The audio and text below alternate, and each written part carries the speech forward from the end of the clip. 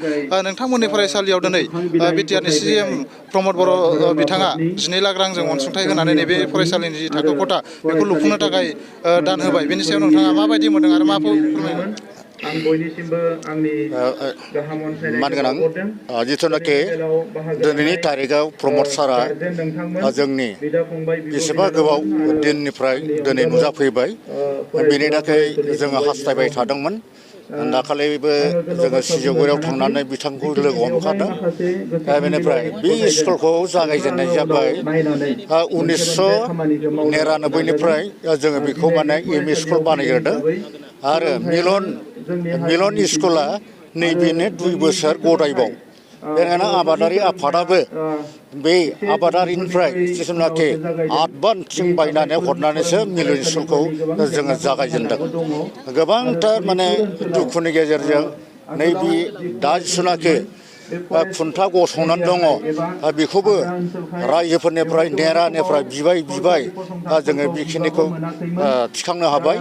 आरो आङो गोबांथार बुंनो गोसो गैया, खारन जों नेरानिफ्राय दिनैनि तारिखाव सिगाङावबो जोंहा डेपुटि चिफ गबिन्द सारा 2 लाख हरनानै बै रुम मोनसेखौ जोङो बानायनो हादों। खिन्थु दाबो प्लास्टार होजोबनो हायाखै जोङो। आरो दा जोङो अशक सिंहलनिफ्राय नेरानिफ्राय नैबे 80 फुटनि थिंखौ जोङो बिनानै लाबोबाय। दा बेखौ देगथाबनो बाथामबो बायनो हायाखै, जेबो हायाखै जोङो। बेनिखायनो आं एसे गोलाव बुंला। गिबियाव बहुद माने बेवहाय आफादगिरि जालांबाय। नैबे देग्लायनि बोसोरावसो आङो बेवहाय बोसोरसेबो जायाखै। बेनिखायनो आं मा बुंबावनो, आं दा नाजागासिनो दङ। जाहाथे दा जोंहा लेट्रिनबो गैया, जेबो गैया, फांखाबो गैया। बेनिखायनो दा सारनिफ्राय मा अनसुंथाइ आरो मोनबावो, बेनि गेजेराव जोङो गेजेर ससेयाव आरो लोगो हमबावगोन। नैबे फरायसालियाव फरायसा हिसाबै नोंथांमोननि गेजेराव बेसेबांसो फरायसाफोरा दङ? बावहाय जोंना गासै हाई सेकेन्डारिजों आरो एमइनिफ्राय हाई स्कुलसिम जोंहा गासै 270 जन दं। दा बेनि जि इनफ्रास्ट्राक्चारफोर बेयो बारा मोजां नङा जों नुनो मोनदों। दा बेवहाय नैबे 12 लाख रां होबाय, बेनि गेजेरजों नोंथांमोना माबायदि दाफुंनो सानदों फरायसालिखौ? बेखौ जोङो नाजागासिनो दङ।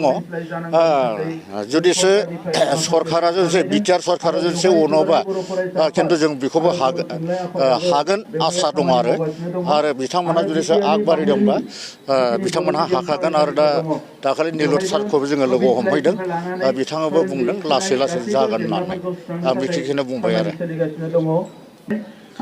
नंगौ, बे समाव जों मिथिनो मोनबाय बिथांमोना जोबोद गोजोननायखौ मोनदों। सिगांनि समाव जिबायदि थासारिजों बिथांमोना भुगिनांबोदोंमोन बेखौ जोंनि सिगाङाव फोरमायदों। दा बिथांमोना बिटिआर गभर्नमेन्टनिफ्राय जे 12 लाख रां जि अनसुंथाइ मोनबाय, बे अनसुंथाइ मोननायखौ जोबोद गोजोननाय मोनदों। लोगोसे उननि समावहाय फरायसालि जौगानायनि थाखाय माबाफोर अनसुंथाइफोर मोननो थाखाय बिथांमोना आसा खालामदों। बे समाव ढेकियाजुलिनिफ्राय आं आगोना बसुमतारी, गोजोन्थों।